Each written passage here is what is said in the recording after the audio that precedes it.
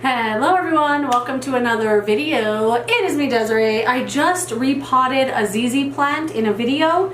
I did repotting a ZZ plant and talking about my favorite YouTubers, and I kind of feel like the video was a little chaotic. I don't know why, I just felt like at the end of it, like, am I gonna put this up? I don't even know. So anyway, we'll see if I end up putting up the video, but my nails probably have some soil in them. But I thought that I would check in on my second chance plants. That is what I am surrounded by right now. So 3 months ago, I looked it up. 3 months ago, I did a video called These Plants Deserve a Second Chance, and I mentioned 3 plants that I have killed before, but I really want to try them again. And then I also did a video a year ago on June 9th last year, also second chance plants I was giving another try to. And I thought I would check in with both of those videos and let you know which plants were successful and which ones were not so much. So in the first video, I mentioned a couple of plants that I did try multiple times, but they are no longer with us. First off, the sensitive plant. I think I want to try this plant. Ooh, that leaf looks weird. Okay, I'm back.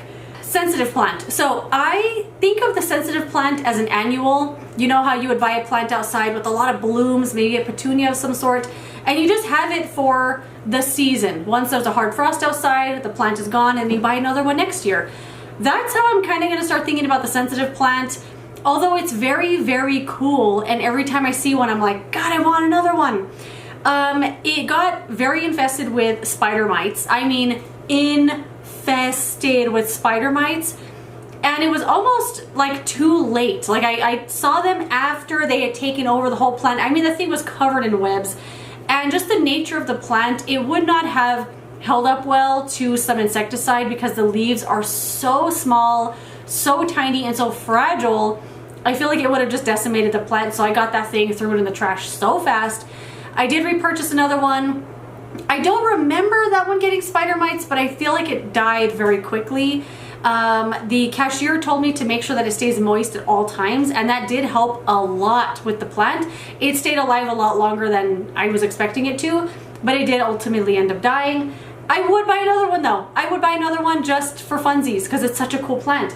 If you've never seen it before, it has like these, it kind of looks like a fern, but if you touch it, the leaves will close up, and if you touch the stem will fall like this, like it's like wilting into itself. It seems like it does that to kind of keep something from eating it, like, oh, I'm dead. You don't want to eat a dead plant. It's really cool, but it's just like a, I don't want to say a gimmick, but it's just like what's another word I'm looking for? Maybe gimmick? I don't know, but it's still a cool plant, but I would buy it again. The next plant I mentioned was heart fern. Oh my gosh, the heart fern. I was so tempted to buy another one of these not too long ago. They had them at a local nursery. And although it's such a cute fern, I already know ferns don't have a place in my home. I have a couple that I can't even believe are still alive, but the heart fern is not for me. I've tried it multiple times and I just can't stay on top of it with watering and stuff. But I would buy it again. I would be so tempted to buy that again every time I see it. But was it worth a second chance? I don't know. I'd buy it again though, probably. The next one on the list from a year ago was Caladium. And this was before, I think this was before I had really gotten into outdoor plants as well. And Caladium is an outdoor plant. I mean, all of these are outdoor plants we brought into our homes. But a Caladium is sold as an outdoor plant as well. I think the only Caladium that is usually sold as a house plant is the Hilo Beauty. And this is the only one I have successfully kept alive. I mean, it has this leaf here with a little bit of damage on it. I did let it get a little too dry. It also has a new leaf coming in and then these little cuties down here at the bottom. And this one is really, really thin. So this one has had spider mites before, and usually I leave the solution, like the insecticide, on the leaves. I don't rinse it off. But with this one, I do, because I have burned this leaf to a crisp before with the insecticide. It's easy enough to take care of. I make sure it gets a lot of light, and I never let it dry out all the way, because when that happens, that's when all this crispiness kind of starts happening here. But it's doing okay. I've had it for a little while. This is a plant that I had purchased before it died, and then I bought another one. I'm always so tempted by the caladiums, and then another one that's actually in the thumbnail of that video is a pure white one with green veining. It's so pretty. They got it at the grocery store again this year, and I wanted it again, but I already know the Caladium is not gonna be something that stays around a long time. For me, it's again an annual. I think you can save the tubers maybe, like the little things in the soil, and it'll regrow, but I've never actually done that. The next plant on the list was something I found kind of interesting. It was Hoya Crimson Princess. And I didn't rewatch the video, but I'm guessing that I'm giving this plant another try because I had bought one. I mean, it was massive. Found it at Smith's. It was the biggest, heaviest, maturest, the leaves, the stems, it was so huge. Hoya Crimson Princess I'd ever seen. I bought it and I saw Plant Arena doing a video where she was putting a big Hoya like that on a trellis.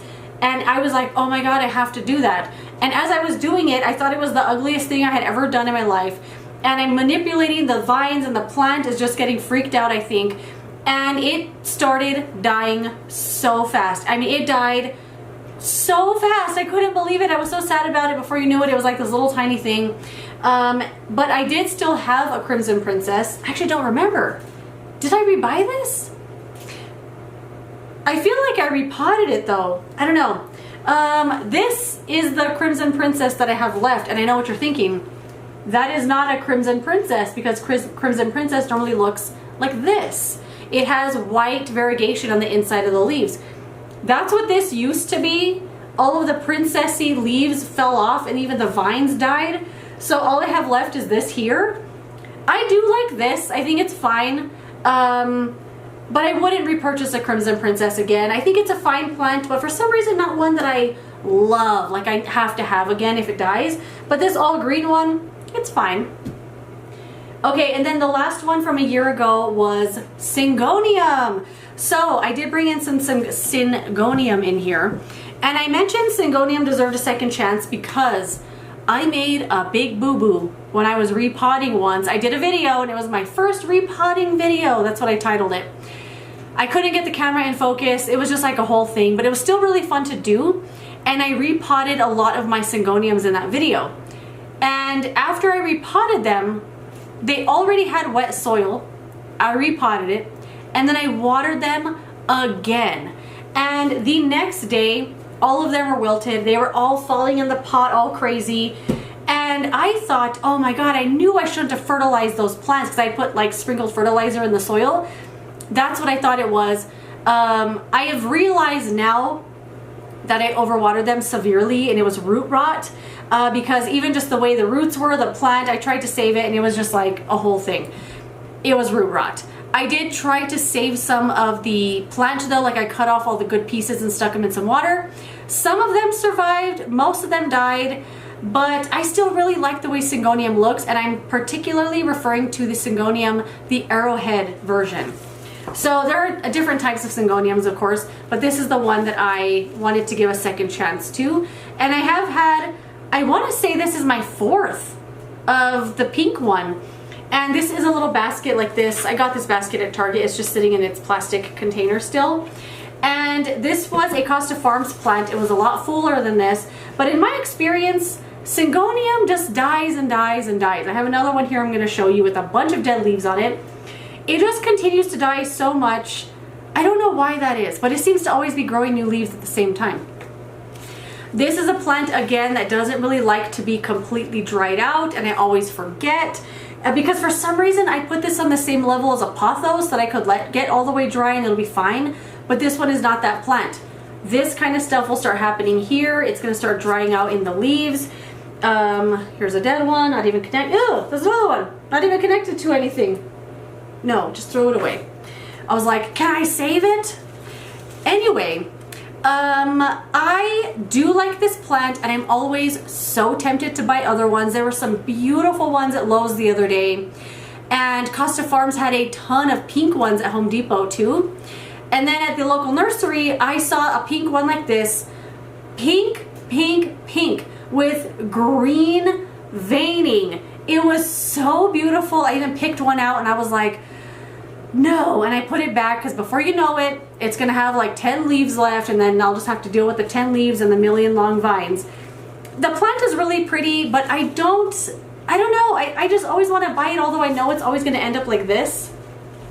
It's not going to stay as full as it was when I bought it, you know? Oh, look at all this new growth. Okay, then this was another Syngonium that I bought. The Syngonium Maria. This one is like a nice chocolate color, like a chocolate green.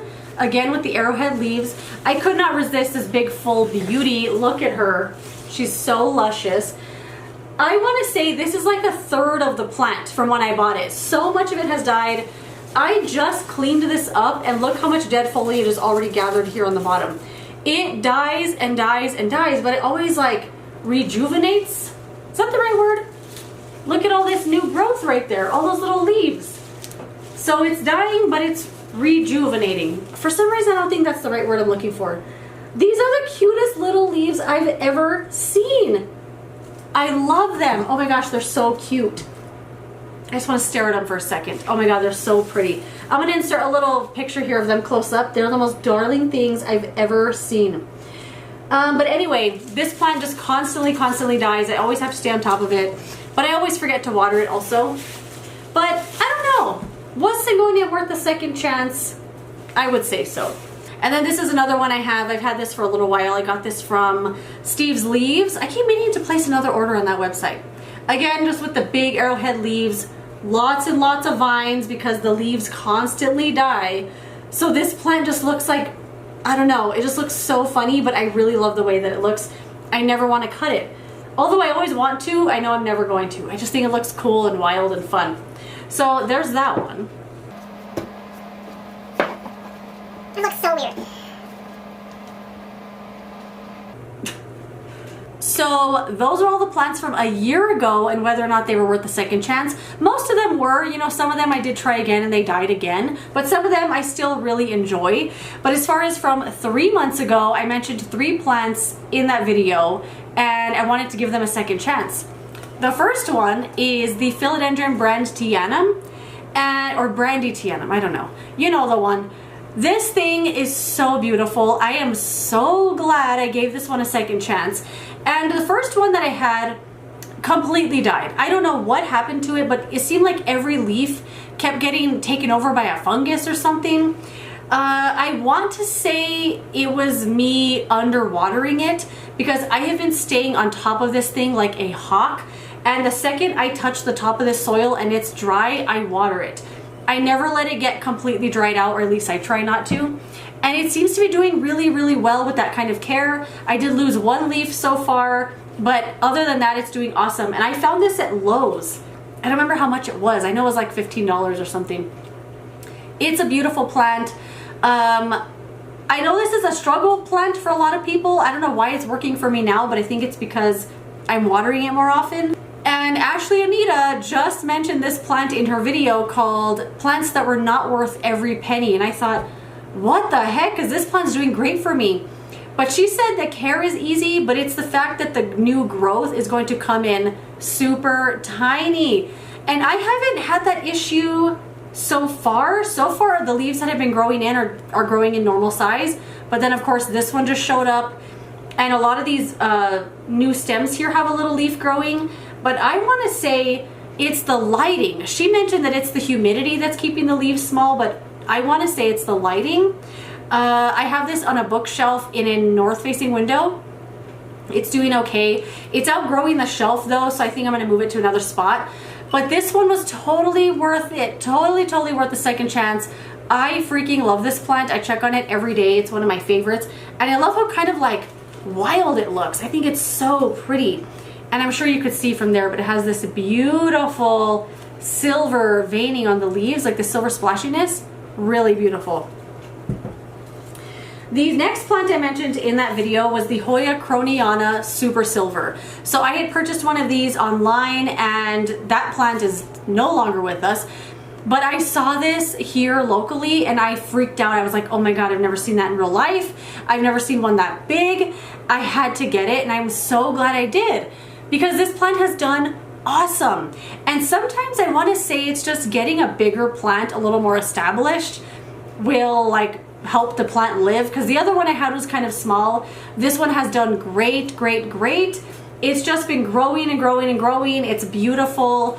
And and it has this nice like sage green type of leaf. It looks like it's gonna be fuzzy, but it's not. It's nice and smooth.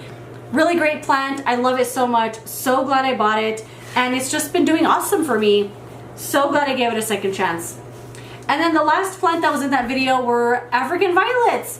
And I wanted to give African violets a second chance because I wanted to learn everything about them and get really good at caring for them. That way I could get one for my grandma and tell her how to care for it and keep it alive. I've only had this for 3 months, so I don't know if I've mastered it yet. It hasn't rebloomed once all the flowers fell off. That was kind of it. But it has these really pretty variegated leaves, really stiff and firm. And they're really fuzzy as well. So this is a plant you definitely want to bottom water. Like get a basin of water, sit it in there, and let the water suck up through the bottom, because you don't want to get the fuzzy leaves wet, because it can kind of hold on to the moisture and it could cause some issues with the leaves. So err on the side of caution, bottom water it. The only reason I think this is still doing well is because I've been watering it constantly. A couple of you guys left me a comment on that video saying that it likes to be watered a lot more often. Don't let it get limp before you water it, because that's what I was doing before. And it seems to be doing really, really well with that kind of care. I did just water it, so it feels okay for now, but I'm probably gonna water it maybe tomorrow. I like this a lot. I like it a lot. I want to buy another one, and I think it's so cool. So glad I gave this one a second chance. But yeah, that's it. Those are all of my plants I have given second chances to, and whether or not it was worth it. Some it was, some it wasn't, but some, even though it wasn't, I'd buy them again anyway. But yeah, that is it. Let me know what some of your second chance plants were or are. I would love to know what they are. Thank you so much for watching this video. If you enjoyed it, don't forget to give it a thumbs up and subscribe so you don't miss my next one. And I will see you later in another video. Goodbye. Such a headache.